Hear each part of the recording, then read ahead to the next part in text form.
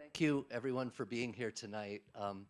This is a part of a larger program called the Holocaust, Genocide, and Contemporary Bioethics Program. My name's Matt Wynia. I direct the Center for Bioethics and Humanities here at the University of Colorado's Anschutz campus, but we actually serve all of the campuses of CU, as well as having an important public education mission. So last night we had an event around commemoration of the Holocaust and children's experiences in the Holocaust in particular up at Boulder. Tomorrow we'll be doing medical grand rounds at the University of Colorado Hospital. Today we did a grand rounds at the University of Colorado's Children's Hospital. On Thursday we'll be in Colorado Springs speaking at the Colorado Springs Medical School branch of U of C. And on Friday we'll be doing a public program downtown at the UC Denver campus. So we are very proud of this program. It's really a flagship program of the Center for Bioethics and Humanities, and it would not be possible without the generous support of a number of very important individuals and organizations. Perhaps the lead sponsor this year is the M.B. Glassman Foundation. They have been our lead sponsor 2 years in a row, so we are particularly grateful to the Glassman Foundation for allowing us to expand this program each year. We started out 3 years ago with just a program on this campus and an event downtown, and now we're having events across the state. So it's been a terrific growth trajectory, and the center is very pleased with that trajectory. We also want to thank really the founder of this whole program, who's sitting here, and I'm going to give him a chance to say a word in a moment. But Dr. Bill Silvers, without him, none of us would be standing here today doing this program. Bill and I met a year or so before I moved to Colorado, and I had been doing work with the Holocaust Museum in Washington, D.C. for several years when I lived in Chicago and was working at the American Medical Association. And Bill had heard about this work and asked if we could get together because he wanted to make sure there was a program about the roles of health professionals in the Holocaust that would be present every year on our campus. And he gave a founding donation to make sure that this program would get started and would be healthy and robust. And for that, I think all of us will always be grateful.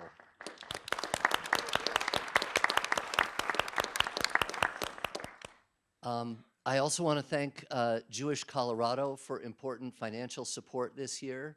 And we have a number of other organizations that have been rotating on the screen, too many to name them all, who are important promotional sponsors for this set of events. But I want to call special attention to Stacy Gallen, who's here with us tonight. She's with the Maimonides Institute for Medicine, Ethics, and the Holocaust out in New Jersey. And MIMA, the Maimonides Institute, has been involved with us for 2 years now, really integral to the program both last year and this year. So special thanks, Stacy, for being with us. Thanks. I know this is a long list of thank yous before we get started, but I also really have to, in case you didn't notice it on your way in, thank the United States Holocaust Memorial Museum in Washington, D.C. for loaning us the Deadly Medicine Creating the Master Race exhibit.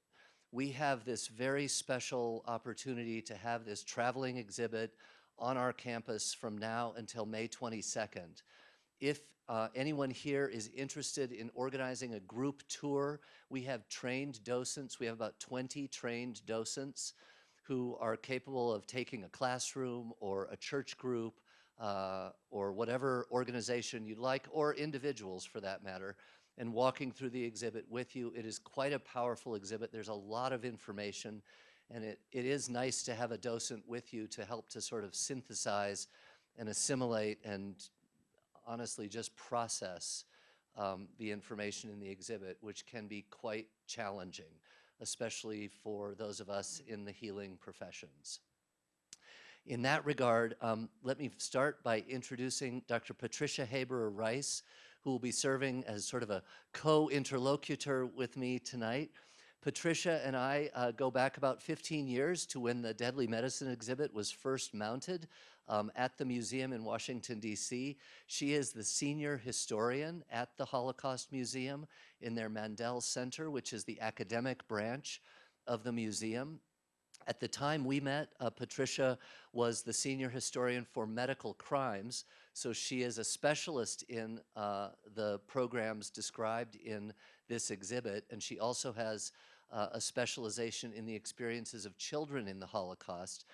And one of our themes this year has really been the experiences of children in genocide across generations. So that is the introduction to our program tonight. We have with us a panel of extraordinary individuals, survivors of genocides across the generations. We'll start here with Jack Adler. Mr. Adler told me that he came to the US in 1946, and his first American name was Hey You. So we'll be calling you Jack Hey You Adler for the remainder of the evening. Jack's last address before moving to the US was Dachau. So he was a survivor of a concentration camp, and you'll hear more about that in a moment. I'm going to skip because I want to go in chronological order. So Rosalyn, I can't pronounce your last name. Kirkel. Rosalyn Kirkel, I still probably didn't pronounce it well. Perfect. Moved to the US, sorry, I have to get to my notes here, in 1949 after living for about 4 years in a displaced persons camp in southern Germany, again following the Holocaust. And then in chronological order, Sama Kareem moved to the US in 2008 after spending some time in, is it Jordan? In Jordan. She moved here in 2008 when she was in 3rd grade, learned English within a year, and graduates this year from South High School in the top 10% of her class. She'll be attending Boulder as an undergraduate next year in neurosciences and intends to be a pre-med student. Finally, sorry, I'm getting emotional already. We have barely started. Finally, Marwan moved here in 2016 when he was 16 years old after his family had left Iraq to Turkey. And then after a brief time in Turkey, he moved to the US. Are you also a senior, Marwan? He's a junior, so he has one more year before deciding where you go to college.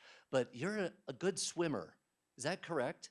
Is that a different Marwan? That's me. I Googled him before, and he's a very good swimmer. So let's start the conversation, and I'm gonna turn the first question over to Patricia. What about Bill? Oh, sorry. I'm going to ask Bill to welcome you all here as well. Thank you, Matt. I appreciate it. Thank you all for coming, for being here and being a part of this. I'd like to recognize the inspiration of the program in the late 90s, early 2000s was Vivian Spitz, German Catholic woman who was a court reporter. You perhaps knew her in the court system. Court reporter at the Nuremberg Medical War Crimes Trial. And she wished to be a recorder at that trial because she couldn't believe that her ancestry, of German Catholic ancestry, could participate in such treatment of man, inhumanity to mankind. And so she went there, and then she really didn't speak about it very much until the late 1980s, when there was a lot of Holocaust revisionism. And in the high school next to where she lived, history teacher, the Holocaust denier, the students toward the end of the semester were telling their parents the Holocaust didn't happen because we learned about it in school. And only then, and they went through almost the entire semester being taught that the Holocaust didn't happen and didn't know that And so she dedicated, after she retired, and she'd gone up through the court system, U.S. House of Representatives, and she dedicated the rest of her life to speaking about this, which a number of our survivors and witnesses are now doing also, while we have a chance to hear people who saw it or lived it. So that was in the early 2000s, and then in 2008, there are a number of us. Mark Levine, who's sitting behind me, Peter and Peter Gottlieb, Moshe and Marilyn Levy, and I began the Holocaust Contemporary Bioethics program, believing that you have to know history so you don't repeat the mistakes of the past. And it was, we had our challenges, and then when Matt came in 3-4 years ago, the depth and the breadth of this program is really due to the commitment of Matt Wynia, who's one of the brilliant physician bioethicists in the country. We're fortunate to have him here. And then we took a vision going forward as making this the Holocaust Genocide Contemporary Bioethics program, knowing that these kinds of things are still going on, as we'll see today again. I think that if you get really engaged with what's going on here after seeing the exhibit, and if you'd like to be a docent, maybe they'll put together another class for docents because we'd like to get more. And please invite your friends, your faith, invite your schools, invite your organizations to come and visit this, and we'll do everything that we can to host them here. While this exhibit is here until May 22nd, we're very fortunate for the Holocaust Museum to be able to have it here for this period of time. Special thank you goes to Malaya Himber, who is somewhere here, who fortunately is still with us after putting in 120-hour days over the past couple of weeks. And to David Weil, who is the Director of Operations Ombudsman and very unofficial photographer here, who brings it on. Very special thanks to our speakers. I have become indebted to you speaking forth in the generation that witnessed it and in the generation that's experienced it. And special thanks to all of you who are here today who are spending your time with us. So thank you, everyone.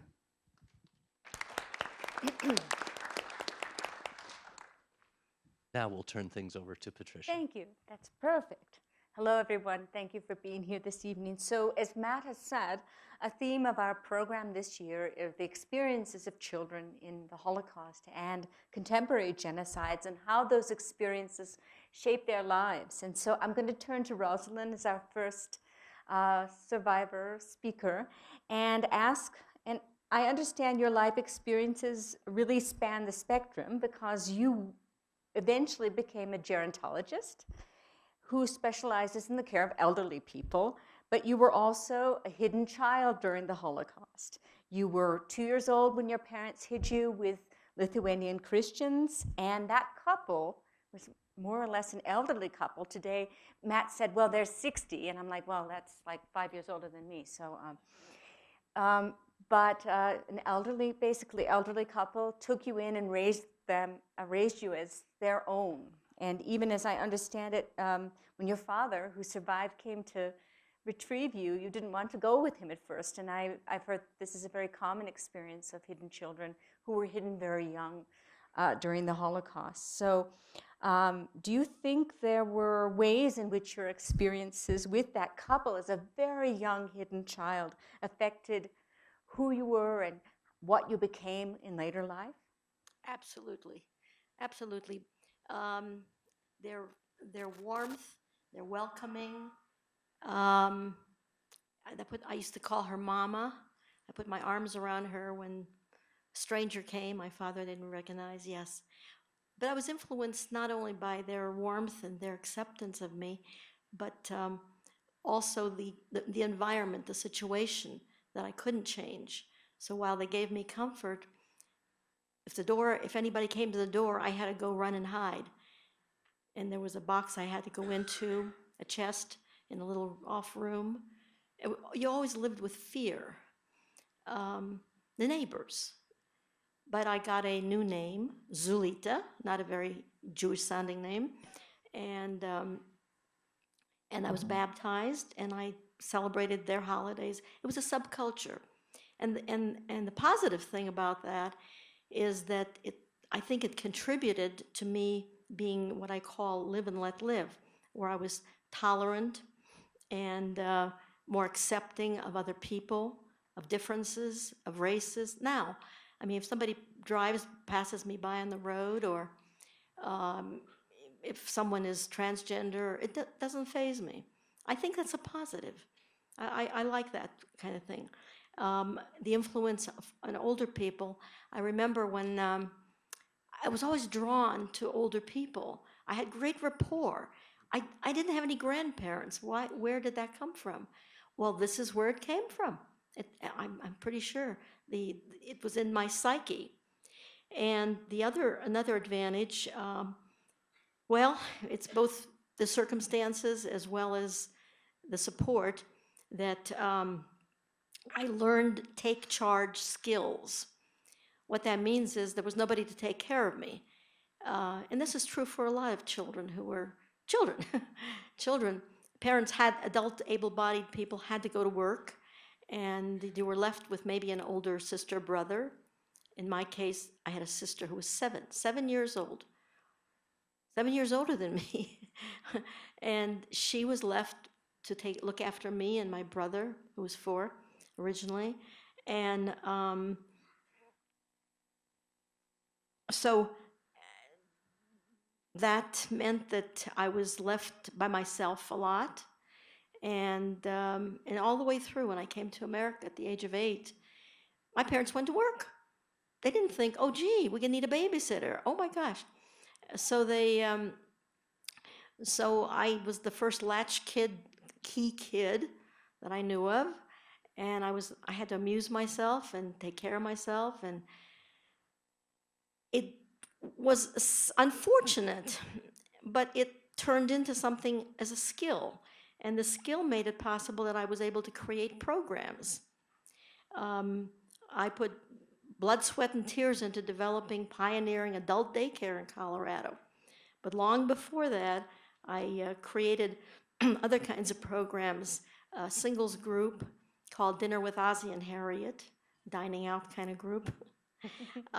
So there are positive things that came from negative things, and the other way around.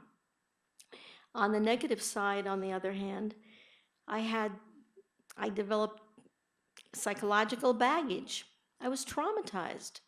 Nobody said anything to me. Nobody explained anything to me.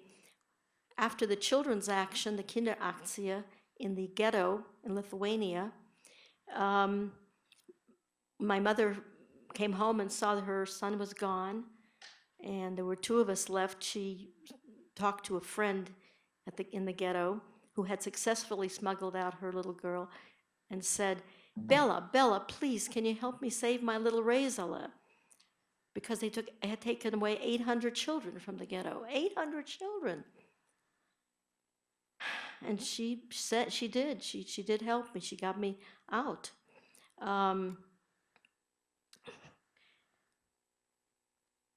But nobody said that somebody's going to take me to a new place. There'll be new faces, new people. And nobody explained anything like that. So I was traumatized. I was deeply insecure.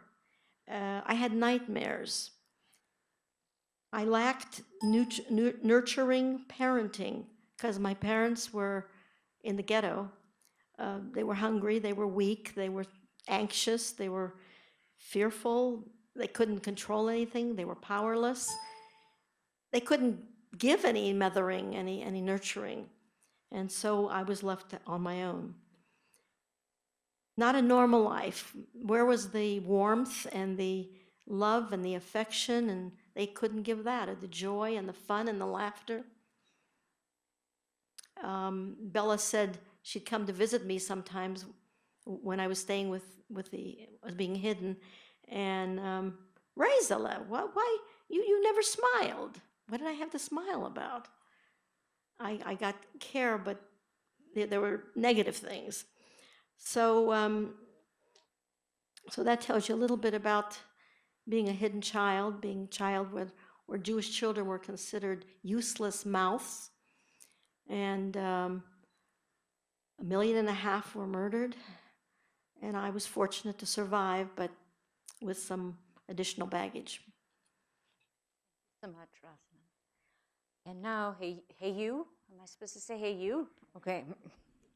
Jack, you were a teenager when you survived a death march to Dachau, and you spent the last 70 years working to make sure the events of the Holocaust aren't ever repeated. There's even a movie about your life and work called Surviving Skokie. Yet many, of course, at our museum as well, that's something that we're very concerned about, that genocide happens all the time. So something like this can happen again. And that even today, those echoes of the Holocaust, that's our theme of our programming this week, remain with us today. So you must get a lot of questions about whether you think it will happen again or how genocide might happen. But I'm going to ask you the opposite question, and perhaps one with more hope. What do you think's changed in the world since the Holocaust happened in the 1930s and 40s? What gives you hope today that the world is different, that we can prevent genocide in the future? Unfortunately, humanity didn't learn much at all. People are dying as I speak in many parts of the world. Children are being subjected to poison gas in Syria as I speak. We haven't learned much. I was in 2 ghettos in Poland first, in Pabianice, the city of my birth, and then in the ghetto of Lodz. Then they took us to Auschwitz, Birkenau, from there to Kaufering concentration camp, and from there to Dachau. I was liberated on the death march out of Dachau. We were taken out from Dachau, a little over 7,000 people. We marched all during daylight hours. At night, we would sleep in the woods. They would take people to the other side. They were given shovels to dig ditches. When those ditches were completed, they were ordered to line up around the perimeters of the ditches, and they were shot to death. When we were freed, May 1, 1945, by the United States 3rd and 7th Army, under the command of General Dwight David Eisenhower and George Patton, there were less than 4,000 of us left. I was 16. I wouldn't have made it one more day. If you were unable to continue the march, they wouldn't leave you behind alive, they kill you. I was immediately hospitalized in a newly formed displaced persons camp. When I was checked into the hospital, I weighed 65 pounds. I was hospitalized for 90 days. During my hospitalization, the International Red Cross and the UNRWA, the United Nations Relief Rehabilitation Administration, conducted surveys of survivors throughout Europe and compiled lists of those survivors, and those lists were provided to the various displaced persons camps. That's when I found out I was the sole survivor of my immediate family of 6, and one of 5, including my extended family. What has humanity learned? Well, I've been dedicated for the last 26 years to speak to students, civic groups, church groups, our military around the country, and at Auschwitz for the March of the Living. We haven't learned much, and we will not until humanity is ready and willing to respect each other. Mutual respect and the golden rule, do unto others as you like them to do unto you, is the key to the survival of humanity. I'm being asked many times, what do you tell someone who denies the Holocaust? I tell them that those are the same geniuses who think the earth is flat.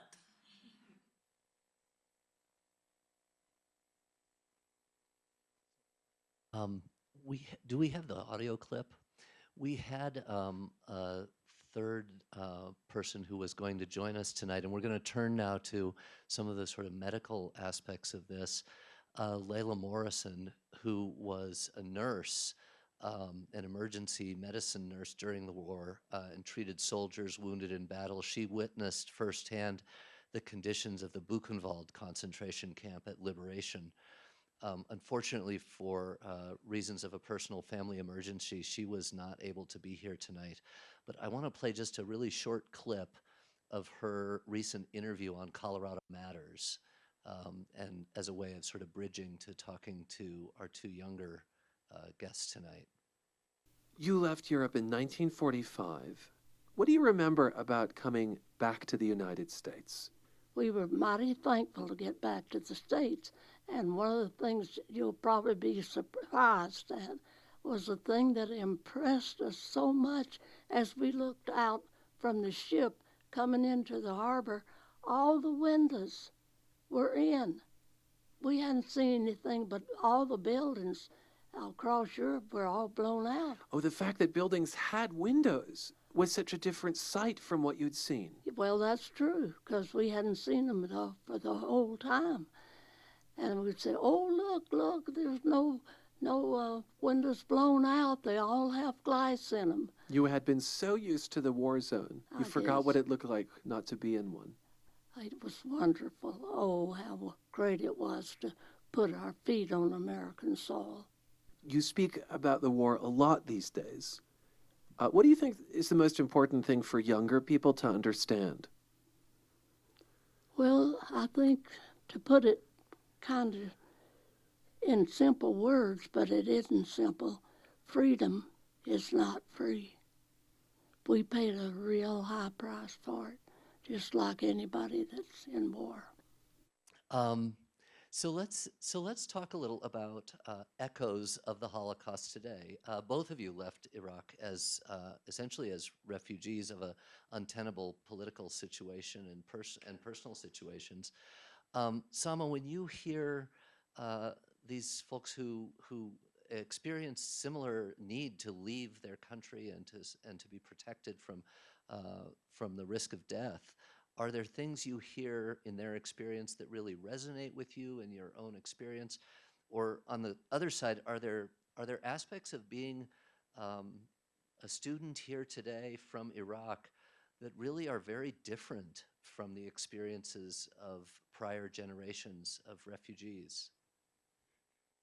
Well, I would say the main difference between our experiences is that as refugees living in Iraq, you had two choices. You lived or you died. There was no, like Jackie, you were talking about being in the death march and kind of having very little, but that option of survival, like there was something to survive. In Iraq, you were at home, you got bombed, you died. There was no place where you kind of had to survive. It was, you were alive one day and then you were dead. There was no ghetto, there was nothing where you were kind of in a buffer zone between, am I gonna live, am I gonna die, I don't know. That was kind of everyday life. And something else about life in Iraq as a war zone is that life went on in all senses of the word. Like you went to work, my parents would go to the hospitals and my dad would come home and he's like, oh, 2 of my colleagues were killed today. And then he would go back to work the next day. And so, and I don't know if that's good or bad, to be quite honest with you, because in a sense, there was still that sense of like death looming over your head and you didn't know what was gonna happen. But at the same time, I feel grateful to have been able to eat and live comfortably, because at least if I died the next day, then I had lived comfortably the previous day with my family. And so that was something that, to be quite honest with you, I still don't know if that's positive or negative, probably a little bit of both. That's the biggest difference that I would say. So we were talking beforehand, and it must have been a very difficult decision actually for your parents. They're both physicians with presumably good jobs, and when they got here, they're unable to work, unable to you can't just transfer your medical license. How did your dad cope with this situation? Well, there was... And your mom, but for that matter, by the way. Yeah, so it was a sense of priority, to be honest. They loved their careers, they valued their careers and their ability to help people, but at the same time, it was survival. I mean, they wanted opportunities for their kids to live, they wanted to live comfortably with their families, and so they chose to come here. And we weren't quite sure if their licenses would be taken away or not, because when we moved to Jordan, they were still able to work as physicians. And so that was a possibility, but my parents weren't sure about it. But when we came here, their licenses were taken away, and both of them started working as phlebotomists. And then my dad retook his board exams throughout working as a phlebotomist and trying to make enough money for us to live here. And then he passed his board exams and he did a residency for 3 years in Texas. And he actually just finished his residency this past year and he started working in Oklahoma. My mom could not regain her degree because one of them had to continue to work because we had to live, and my dad was working part-time while he was studying. But she did do a graduate program with Denver Health, and so she's a lab tech now. Marwan, what are your reflections as you hear the experiences of prior generations of refugees as children about your own experience? You and Jack moved to the U.S. at the same age, but 50 years, 70 years apart. Correct. So it's true that me and Sama came both from Iraq, but so yeah, I was born in Iraq, 1999. Lived there till 2003, and then the American invasion started in Iraq, and it was really dangerous. It was not just the American invasion; it was like civil war at the same time. So my dad has some family in Syria, so he took all of us back to Syria because it was safer there. So we lived there from 2003 all the way till 2011, and then unfortunately the civil war started in Syria again. My dad had no choice but to go back to Iraq because things in Syria were just recent happening and it were really, really, really dangerous. So the plan B was just to go back to Iraq. We went back to Iraq. It was 2000, the end of 2012, I believe, or 11, beginning of 2012. We were trying to just kind of continue our lives there, but it was really difficult because of the civil war between Sunni and Shia. So my dad and my mom were Sunnis, and I attended a school in Baghdad, the capital, to just keep going as a normal kid. But I was not able to because I almost got killed twice because of they knew that my family were Sunnis, not Shia.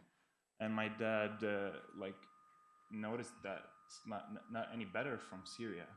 So we had no choice but to go to Turkey because it's our last resource. Even though it was really, really hard to go to a new country with a new language in a place that you don't know anyone there, but we didn't have any other choice. We moved to Turkey. We stayed there for 3 years until we got approved to move to the United States after background check and really, really, really long background check. During this 3 years, when I was 12 years old, all the way till 15 years old, it was really tough. 3 years. It was not just it's not what a normal teenager kid will experience in life. I had to work every day from 8, at least 12 hours or 14 hours just to support my family because my dad lost his job back in Syria and he couldn't rebuild his job in Iraq because things were not any better. And as a refugee in Turkey, you do not pay equally, so he had all of us to work to support the family.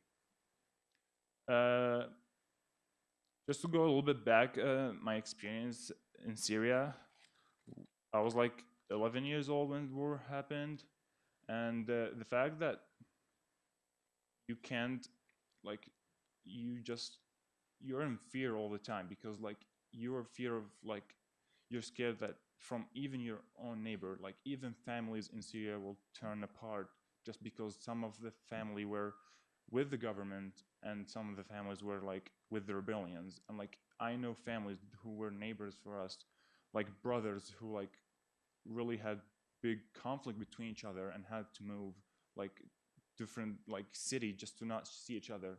So imagine if brothers went that far, what would the people who like not even related to you do to you? Like it was really dangerous. It was like just surviving, just like surviving, basically just trying to survive. That's what all you're thinking about, because at any second you can get killed. Like I remember when I was like once going to school, I was just stopped by the Syrian army and asked if I show my phone so they can check all the messaging and stuff, if I am any activist in the revolution that happened in Syria. And for 11 years old, being stopped by the army who were supposed to defend you, kind of being aggressive against you and trying to make you feel like you are just an enemy, was not a good experience at all. You know, I'm supposed to turn to Patricia for a question, but I feel like I would like to ask the rest of you to reflect on something Jack said, which was just depressing as heck. We haven't learned much. And I wonder if any of you would like to refine that or answer it in regard to, are there things that we have learned, or are there things that really we ought to be learning from both your history and this more recent history? Are there ways to learn from this legacy? So the fact that like just 2 days ago, and chemical attack that happened in Syria, a lot of kids were killed. I even didn't check the city because when I saw the video, I could not finish it, because like these are my people being killed and no one is taking action about it. Like, no offense, the UN will consider the situation. Oh, thank you. Like, no one is taking any action. I think it's just there's no difference between now or 50 years ago, just different region.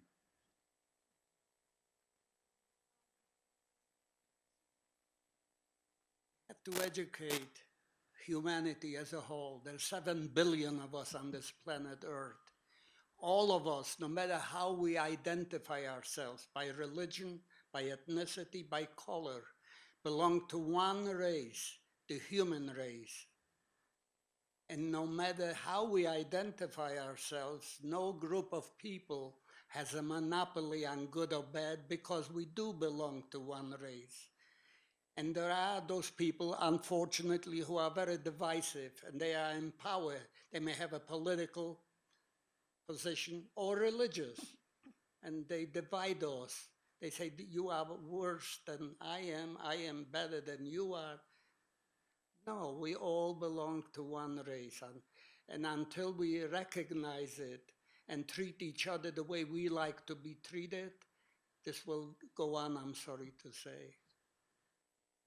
Yeah, I completely agree, and kind of going based off of that, during the Holocaust and World War II, even though the general American population may not have been as up to date with everything that was going on with the concentration camps and the genocide of the Jewish people, the government knew. They knew the whole time, and they didn't do anything. Just like today, the government knows about Syria, they know about Burma, they know everything, and like they did in Iraq. And so, like Jack was saying, as a human race, we need to come together. I think it's up to the people, because clearly the government, the people in power, are not living up to what they're supposed to be doing.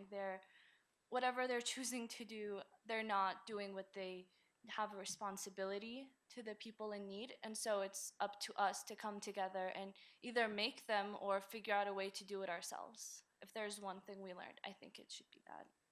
I'd like to say something. I think everything is local. I think the wars and the mentalities and something are local. What's happening in Burma, it seemed like it's so far away. I feel the same way as Syria with the poison that they put into the air recently with the children. I can't stand it that the world is standing by. I expect the United Nations, which isn't a matter of being tribal and so on. It's responsible to more worldly pictures, and they're not doing anything. And I think we have a great deal of divisiveness in our country, and our president is thinking about making a reaction in Syria. I don't understand why he can't be removed. I guess it's local. I assume by removed you're talking about Bashar al-Assad? That's exactly who I meant. You're very good. Okay, so I'm going to try and draw the four of you into maybe a discussion with each other, because you, despite the 50 years, you share a lot of common experiences in the way that you led a childhood very sort of a lost childhood because of the events of either the Holocaust or what happened in Iraq. So I was thinking, children tend to be overrepresented as victims and as survivors of genocide in every case that we see. So I want to see, because it's an argument that I have in my book, Children in the Holocaust, that children contend in very different ways than do their adult contemporaries or their parents. And what do you think is the way that you're affected differently because of the trauma that each of you experienced, and how do you think you reacted differently than did your adult contemporaries or your parents? A child, like I was a tabula rasa. I mean, I hadn't had all those wonderful, happy, laughing, playful experiences as other normal children or in normal times, and so therefore, whatever I experienced that traumatized me, it was deeper. It was lasting. I didn't have anything else. An adult who's had 10 years or 20 years of, oh yeah, I remember that Christmas or Hanukkah or holidays or travel. They've experienced happiness. When you haven't had that, you're born into the situation, as I was. It just goes much deeper and it stays with you. Does anyone want to add to that? I want to completely agree with all of that. I think when you are a kid, and I know for me, when I was born into the situation and war and conflict into Iraq, and my mom is Shia, my dad is Sunni, and so we never had a safe place to live, so there was always conflict.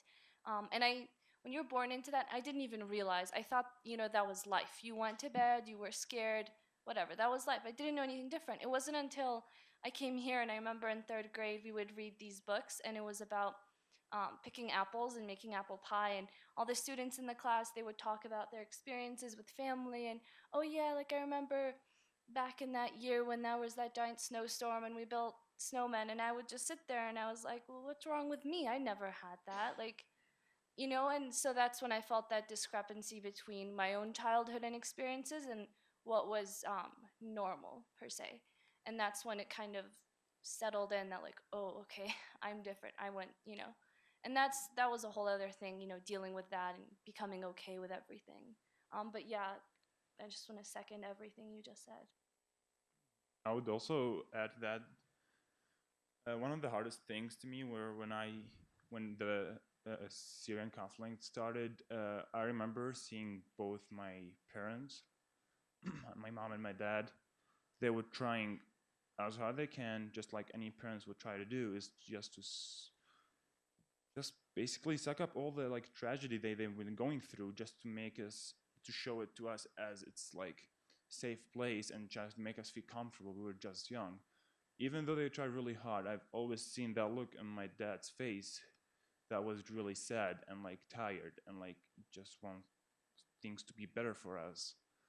Also, when I moved from Iraq to Turkey, I was really, I'll say, hurt because the rest of my grandparents did not come with us, and I did not understand why back then. But I don't really sure if that's the reason now. But when I grew up now and looking back at it, I would think just because they grew up in that country since they were kids, they have memories. They lived their life there. Maybe it's even harder for them to leave the place, which is be better now. So like, also like, looking on the bright side from all that, I think I saw the real life faster than any other teenager kid will see it, which is, I think, really good. That helped me really with the challenges that I faced in the beginning when I came to the United States. Made me value all the opportunities that have been given to me here, which I've noticed, unfortunately, a lot of people do not notice here, and take the advantage of these opportunities as much as I can. Want to add anything? Listening to these young people remind me of my childhood.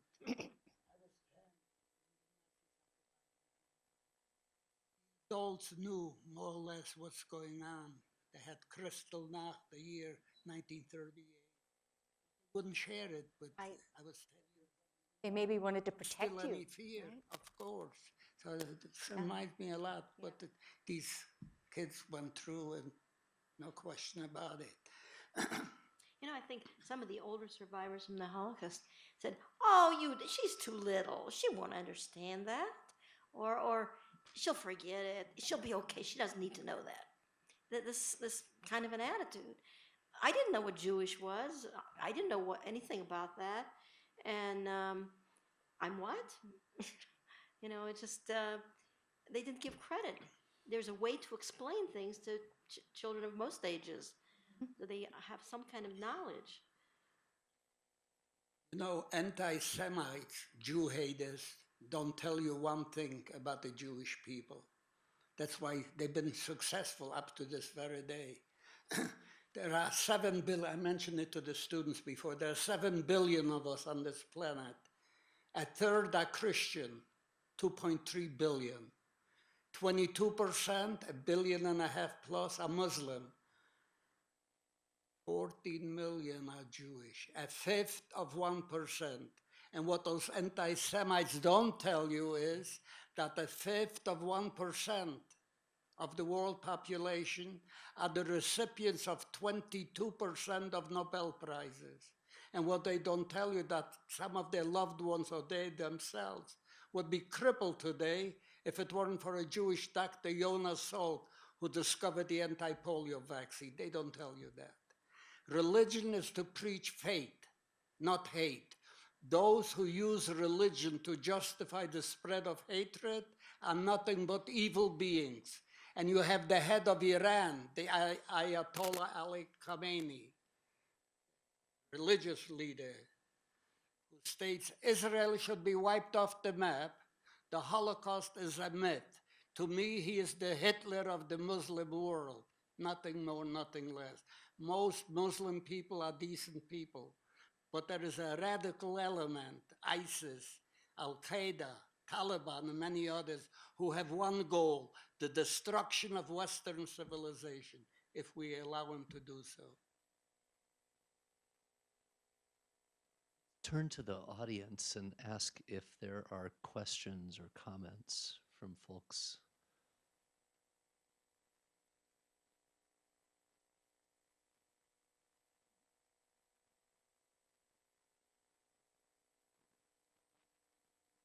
Well, tell them there are no stupid questions, only stupid answers. Well Ask done. any question, we guarantee a stupid answer. Is that what you said? Exactly. Very similar to what you You said. must be hard of hearing. My mother was a survivor of the Holocaust, so was my father, a survivor of the Holocaust. My mom survived Kristallnacht and went on as a refugee to live in Switzerland and then came to the US. She just passed a few weeks ago.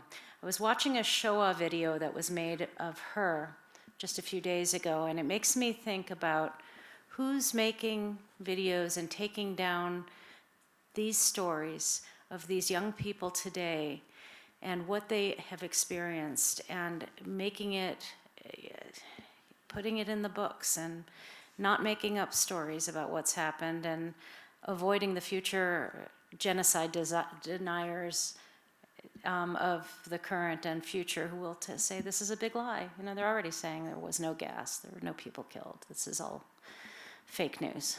So I think that has been a valuable thing for Holocaust survivors, that there is at least some documentation available of what these individuals survived. And my generation is going to, I actually was asked yesterday if I would come speak at a school on behalf of my parents, because they can't speak, they're gone. And I thought, oh, I am that generation now. I need to go speak at schools like Mr. Adler is doing.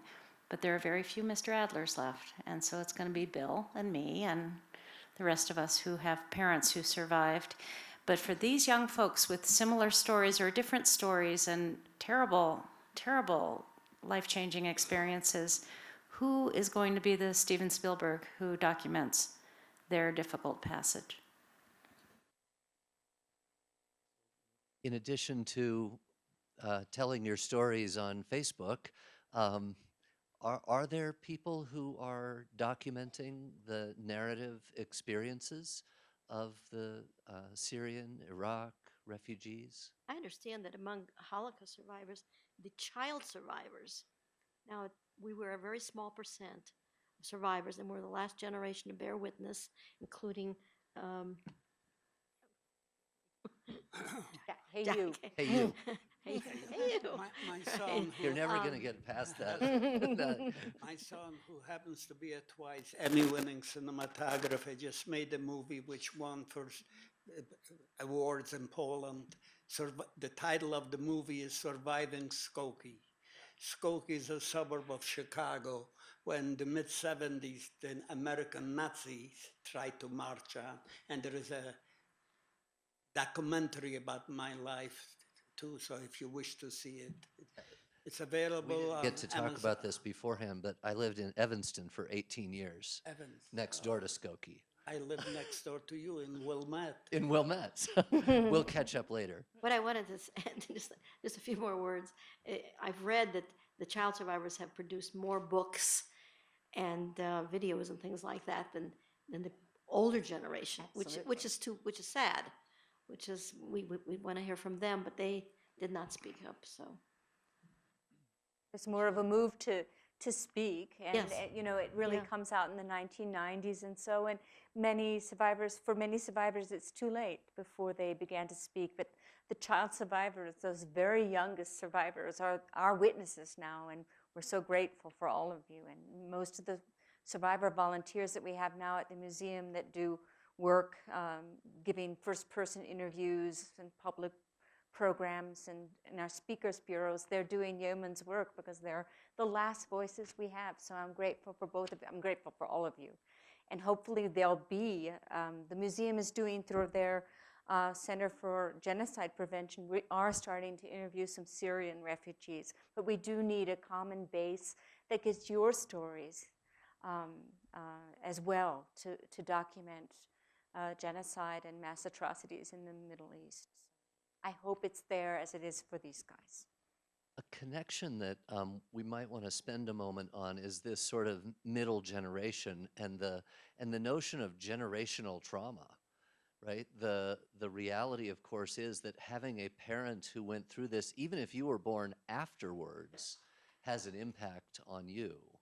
And Bill, I don't know if you'd be willing to share the story that you shared last night, but it was quite an affecting story, I thought, in terms of the ways in which trauma as a young person can be transmitted down through generations even. Well, thanks, I'm Matt. totally putting you on the spot here, but I'll be happy to. Actually, I met Jackie in a second-generation group, if I can share both of our stories, in the mid-'80s when we were both recently moved to Denver. When the children of survivors started to talk to each other about how we felt different from others and how our upbringing was different than our classmates, et cetera. And some were able to go to seek psychological counseling earlier, and some of us waited until later. So what I said last night is that I only had the courage to go and seek psychological counseling when I met the other second generation kids who seemed to be very functional, some not functional so much, but those who were functional still had a lot of baggage, of psychological baggage. And when I went to see a psychiatrist, et cetera, my parents said, "You can't be crazy. We went through the Holocaust. We never had to go to any shrinks, and you're going to a shrink?" And so I said, "Yeah, I have I think I need it." And so the survivor generation, survivors, it looks like, from any atrocity, are the strong ones who survived, and the children of who you are now will find your way through life and perhaps need counseling, and will hopefully get the counseling, and then your children will see what happens there to the next generation. I might just say one other thing, that Jack Adler has this, and you might want to give it out, Jack, this don't bite the bait that leads to hate.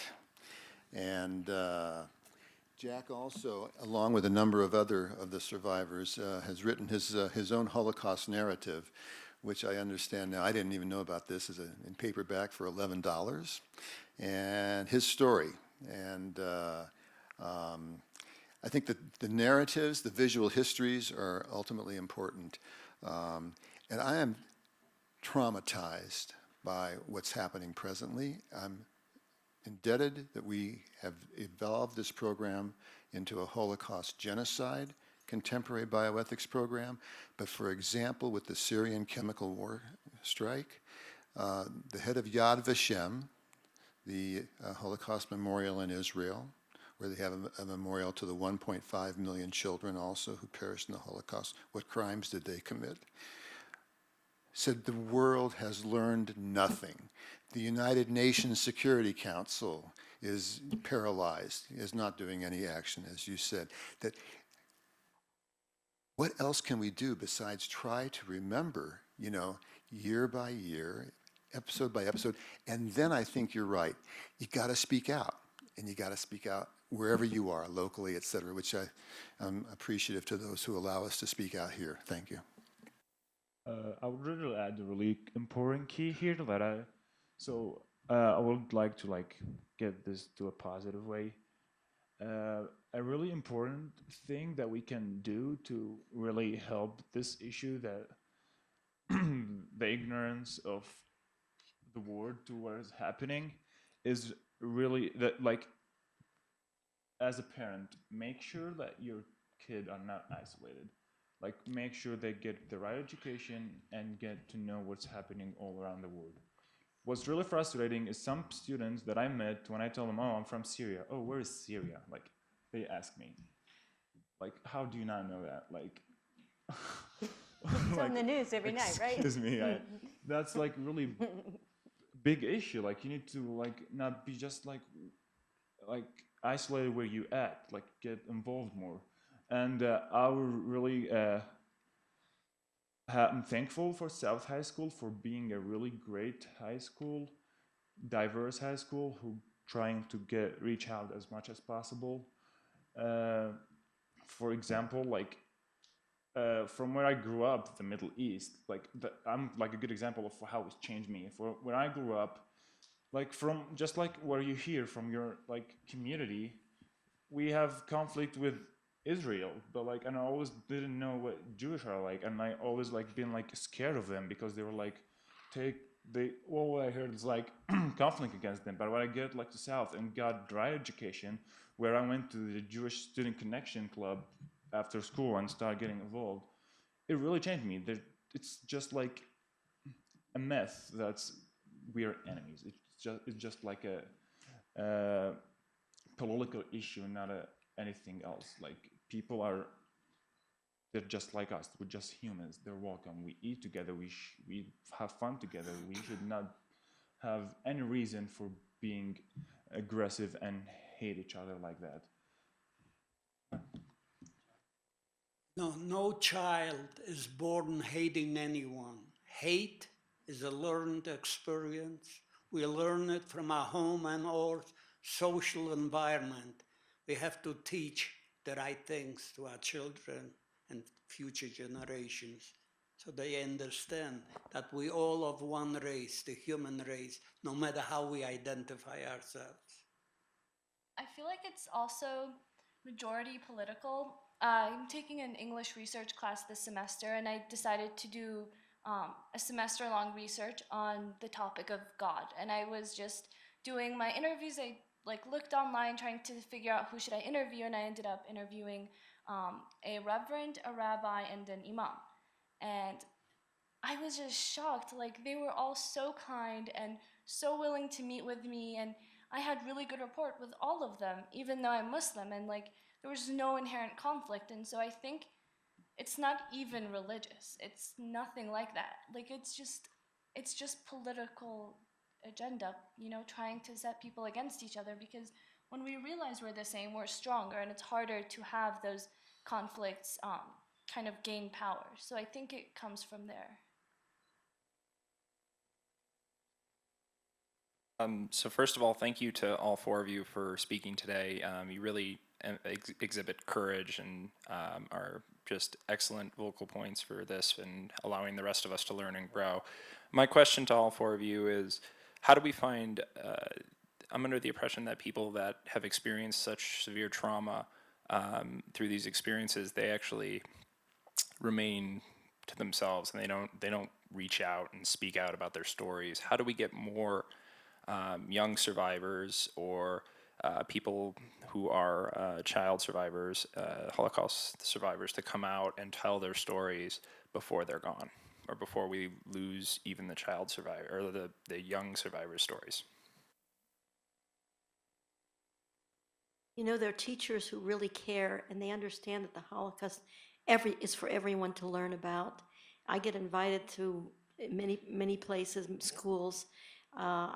I wanted to speak where my granddaughter goes to school in San Diego, and San Jose, and I made arrangements to go there. When they have speakers come in, it's usually for high school. She was in 8th grade, but I got to do it, and so she would hear my story there in front of everybody else. And I spoke in synagogues and at churches and all kinds of places, but a lot of schools. And I hope more people would go. Not everyone's a speaker. Not everyone wants to do it.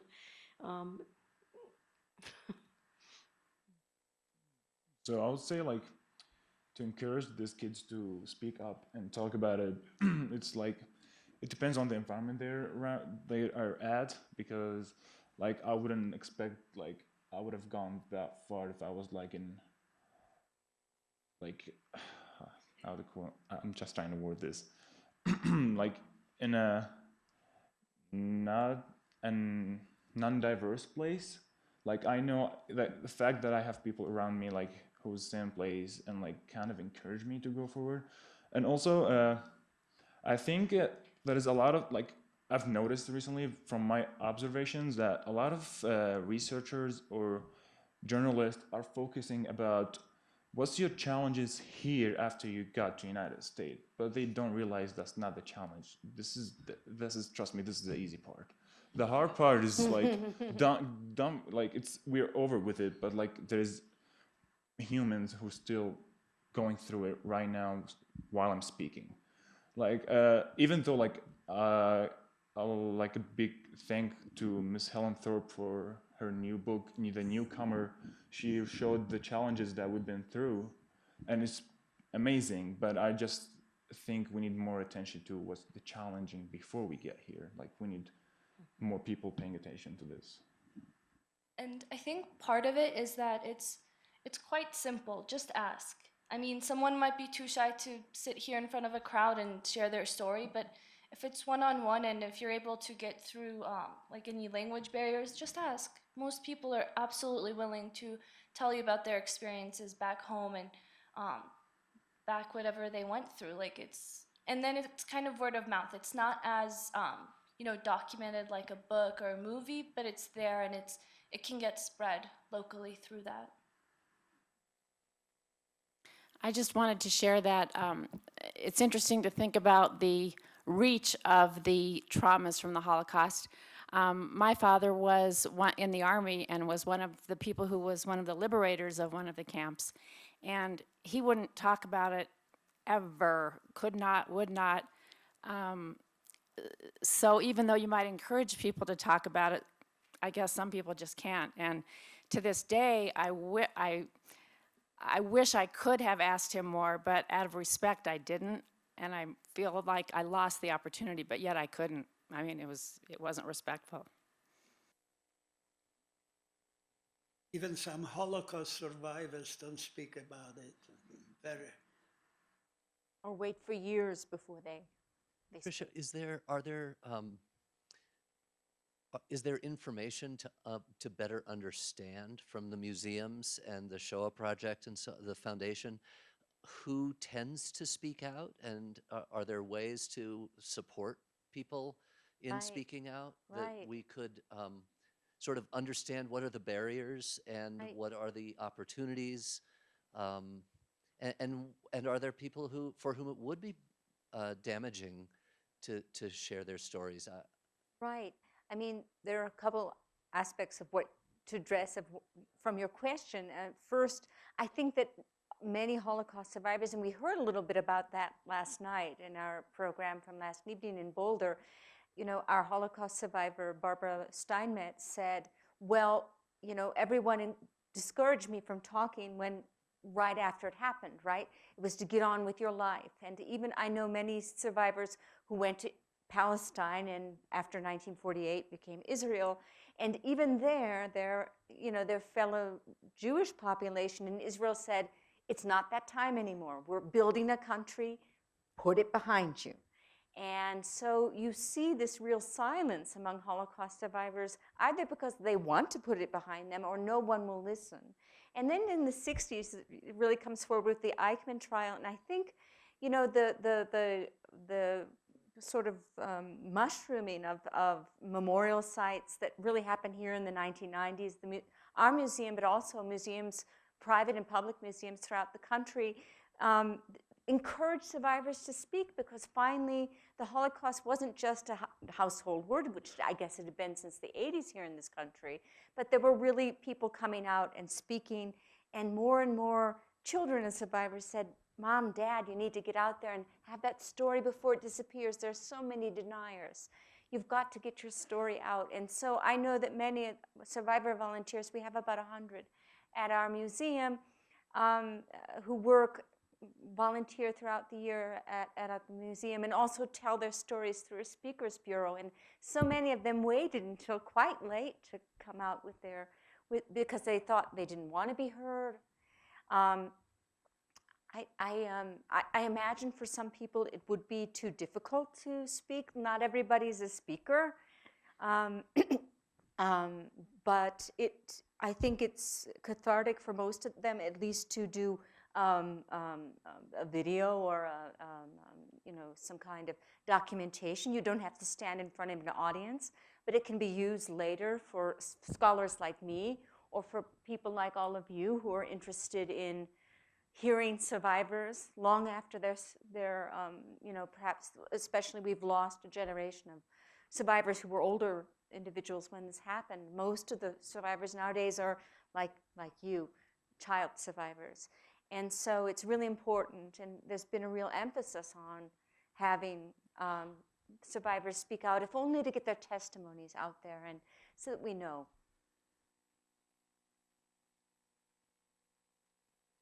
First of all, I just appreciate all of you being here. This is a very special experience to hear directly from you.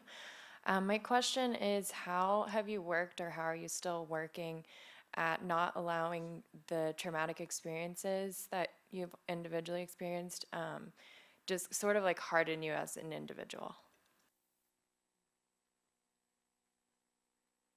Well, as Dr. Silver said, going for some professional counseling is helpful.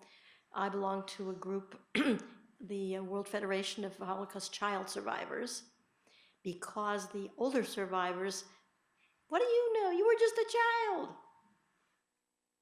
I don't know, we experienced, when we got in, so we put it aside, went to work, had our families, and then you get to be your, 40s and 50s, and you got problems. They just need to get attention, get help. And so I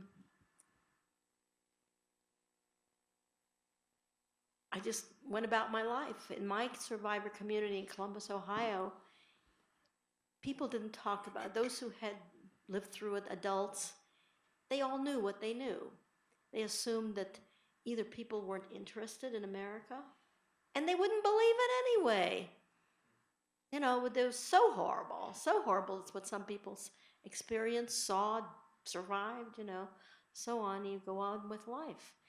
And I said when I had children, I wanted to be the mother I never had. My biological mother gave me to be smuggled out to save me when I was 2.5. I never saw her again. My hiding mother was good, but then they took me away from her. When my father came, he had legitimate right, but to me, I felt abandoned. And then he came back and I didn't recognize him. And so I lost that relationship. He wanted to, when he had to remarry, he looked for somebody who wouldn't have more children. He didn't want more children after what he had seen and what had happened. Someone who would love me, who would be a good mother. But there were some women who said, well, let's give her away and let's have our family from the beginning. There really were. Not many, I imagine. He told me these things. And so he married somebody who was good to me and was kind, and we started a new life in America. So, where am I going with this now? I just think it's extraordinary. Over the last day, we've met the four of you and a couple other folks who've been through extraordinary trauma, and come out the other side not only with intelligence and resilience, but with a human warmth that I would imagine had been beaten out of you. And I think that's kind of the question I'm hearing is, how do you somehow turn an experience that ought to have taken your humanity away, and instead it has imbued all four of you with a sense of honor and responsibility and dignity that is just, it is remarkable and makes one wonder, what is it about the experience or about you that you were capable of almost a judo move, of taking this punch and using it against the evil force that was trying to land it? I was very fortunate when I came to the United States in 1946. I was placed in a very loving, caring foster home. They were so wonderful, caring, extended so much love that I regained faith in humanity. They really helped me get on the right path. So personally, from where I've been through, what I always do is just always look on the positive side, the good impact that made on me, because I know for sure if I'm just only gonna look on the things that I've lost or been through that were hard, I'm gonna fall apart at the moment. Because for example, if I got here, I don't know how to have a conversation in English. I was in an ELEC program at South High School, which helps you to learn English. And I for first week, I felt like I'm not gonna go through the school. I'm just gonna fail. But also the big part of it is the family support. My mom and my dad was like you can do it. You can definitely learn a third language, because I had to learn Turkish too when I was in Turkey. And I just changed my mindset. Why not learn and why like focus more, and I can do it. Like just thinking positively. And from like after trying that, I started seeing results. And I began taking AP classes after like just being just an English learner in the beginning. And just because of that result, it made me want to develop more. Like I can do more than that. Like it just thing leads to the other. And I started in student Senate in South High School. And then I was doing, as you said, like you heard, swimming. And I was in the beginning when I first started, I've never swum before. It was just like going at the summer at like a pool and just having fun. But like I went to the pool and started competing with other kids, and I saw kids who were swimming in clubs since they were 7 and they're younger than me. But I didn't look at it as like I'm a failure. I just was like, I can do it, like just like push myself through it. And now made my through to the team captain right now. And like I'm working on like hopefully gonna make it state. I'm 2 seconds away, so I'm just saying like so just like always look at the positive side. With the right support from the family, from the school, I think anyone can do it.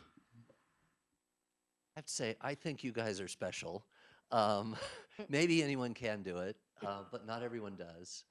And just, for context, you're talking about learning English. You arrived here in 2016. That's 2 years ago. Correct.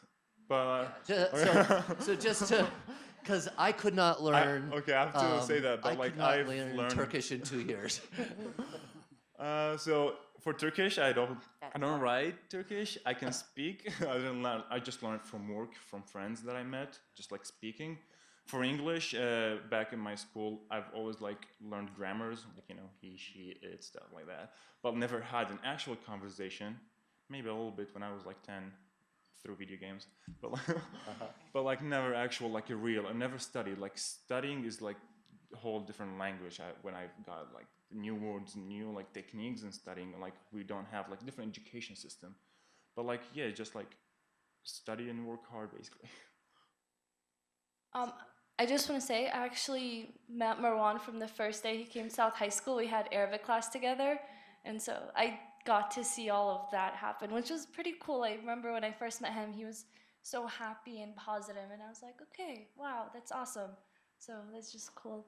But in terms of maintaining that warmth and not letting the experience kind of harden you and make you come out somehow a worse person, I think it's part of survivorship. Like when you say the word survivor, it's part of not letting the experience change you in a way that you don't want to be changed. You take it and you look at it, and to some degree you can't impact how you feel.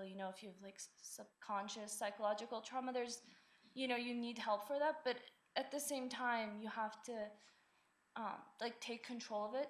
You have to tell yourself, okay, like this happened, that sucks, but I'm not gonna let it change me more than it has to.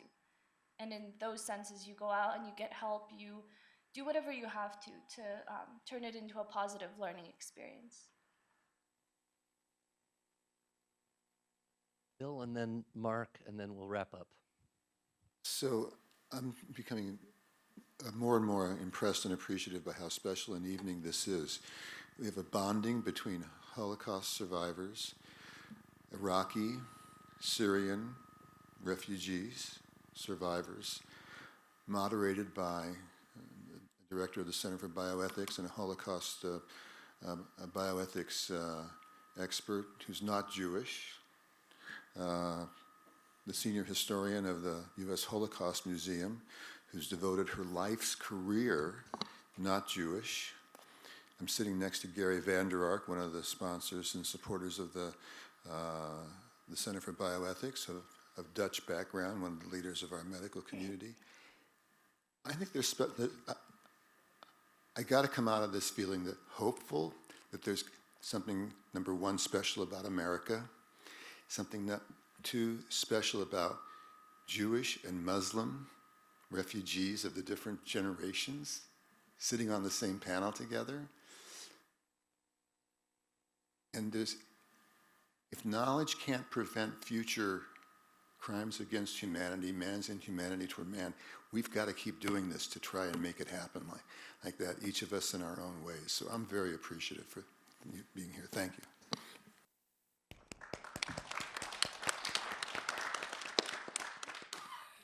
I need to reflect a little bit upon hearing the stories. Makes me so proud to be an American and to be able to support the kinds of transitions that you folks went through.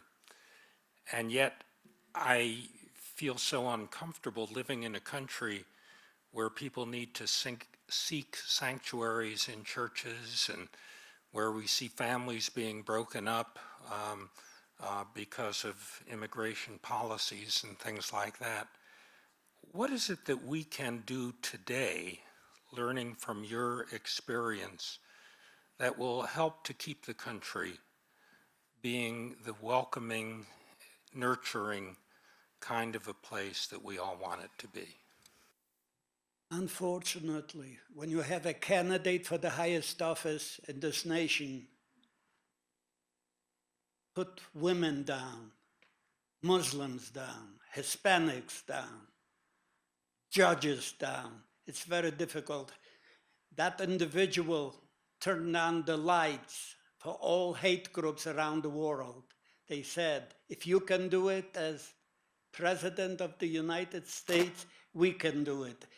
There is more anti-Semitism and racism in 2017 and 2018 than it's been in about 10 years.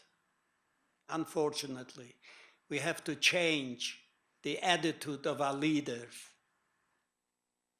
I feel like most people are good. Most people that you talk to on the street, that's a belief that I'm always going to kind of fight for to keep, because when I think about, our own transition here, my family's transition, we came through IOM. I'm not sure what that stands for, but just remembering all the people who helped us there, people who gave us food and donations and all of that, that matters. I think if we focus on that, and if we continue to speak up against our leaders and make it known that what they're saying is not okay, make it known that just because our president is saying really hateful things, that doesn't make it okay. As long as we continue to fight the attitudes that they're trying to portray, it kind of will keep it in people's heads that, okay, just because we have a new leader doesn't mean it has to change who we are as individuals. So also, like, there's like a so getting to the United States is a long process. I lost 3 years of my life just working, just to make it through here.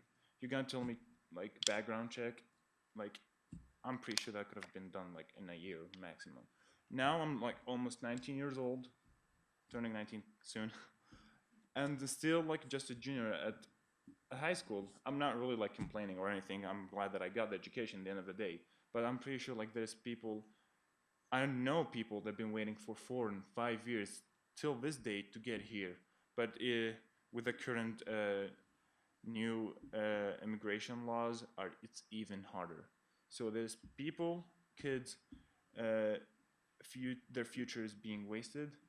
Like they're just like, it's like time is stopped at that period. Like when I was in Turkey, I feel like all the world is moving forward except me. I'm just stuck at my place. Like people need to like knowledge, like recognize how much difficulties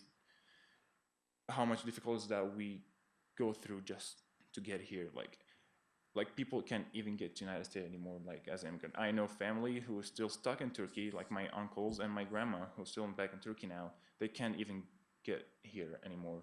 They say you can get immigrated to Canada or Australia, but that's even slower than here.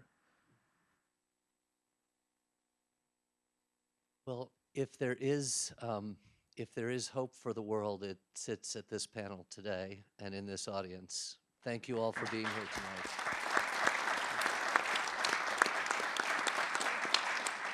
The final reminder that we have this very special exhibit. Please, there are some desserts outside. Spend some time with the exhibit. Oh, I'm sorry. You know what, Stacy, I do want to give you a chance, if you don't mind, to say a word about the pledge that your organization has created and that the Center for Bioethics has help to support.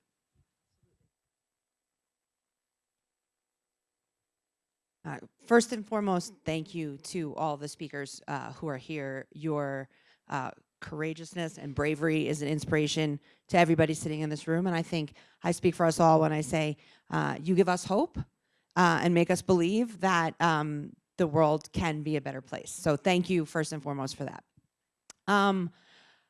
As I was listening to what you were all saying, I was thinking about a quote that I often use when I am speaking, and that quote is from Richard John Newhouse. It's, "Then and now they ask the same questions. Who shall live and who shall die? Who shall be part of the community that deserves our protection?" And I heard you say before, well, we're just children. That's what was said to you. We're just children. What do we know? And I thought, well, I've heard that just recently, right? When the students from Parkland were trying to speak out. They're just children. What do they know? And I think what we've learned is we all have a voice. And we all have a responsibility. So everybody sitting at this table is different, and everybody, as I'm looking around the room, I'm so pleased to see how many different types of people there are, different ages, different religions, different backgrounds, but there is one thing that unifies us, and Mr. Adler, I think you said that just fantastically earlier, and that's that we are all part of humankind. So what can we do, right? What can we do? And I think what it comes down to is that we all have a voice. Not everybody can sit here and speak like you are all doing, but we can all do something, and we all need to do something. It's not a matter of should, it's a matter of must, because we are in a dire situation and we have a responsibility. So events like this are so important, and that's the reason that the Maimonides Institute for Medicine, Ethics, and the Holocaust is so pleased to work with this program and to support anybody who's interested in doing a program like this, because education and the proper education, like you said, making sure we're reflecting on the past to protect the future. We're giving the next generation not only the information that they need, but the tools that they need to really make a difference. And so one of the ways that we went about this, the Maimonides Institute for Medicine, Ethics, and the Holocaust, the Center for Human Dignity and Bioethics, Medicine and Health at Misericordia University, which, by the way, is a small Catholic university in northeastern Pennsylvania that has been incredibly supportive of all of the work that I've done having to do with the Holocaust. The Department of Bioethics and the Holocaust of the UNESCO Chair of Bioethics in Haifa, and Candle's Holocaust Museum and Education Center, which was founded by another child survivor, Eva Moses Kaur. We created a pledge and we brought it out there. We're so pleased that other organizations like the University of Colorado have taken that up. So it's a pledge to preserve human dignity and healthcare. I'm not going to read it to you, but on the whole, the idea is the unifying theme here is that we all are human and we all need to treat each other with respect. It's not enough to just say that, we're all part of humankind. We need to start taking care of each other. So I do have copies of the pledge, and I would encourage all of you, if you go to www.misericordia.edu/human-dignity-pledge, you can sign it. We have about 600 signatures from countries all over the world: Argentina, Australia, Israel, Canada, Poland, the Dominican Republic. And the idea is together, right, we can take these little steps. We don't all need to necessarily be able to speak in front of people. But, this is an easy thing, right? This is a step. This is something that we can do. And so on behalf of all of the organizations that have been part of this, I want to personally give each of you a copy of the pledge, and also these neat little pins that you may have seen some of us wearing. It's our hope that, one day, 5 years from now, you'll be somewhere and you'll see somebody wearing this pin, and you know that they support the idea of human dignity. So we just wanted to give each one of you these. And again, I think I speak on behalf of everybody here when I say thank you so very much for having the courage and the bravery to do what you do.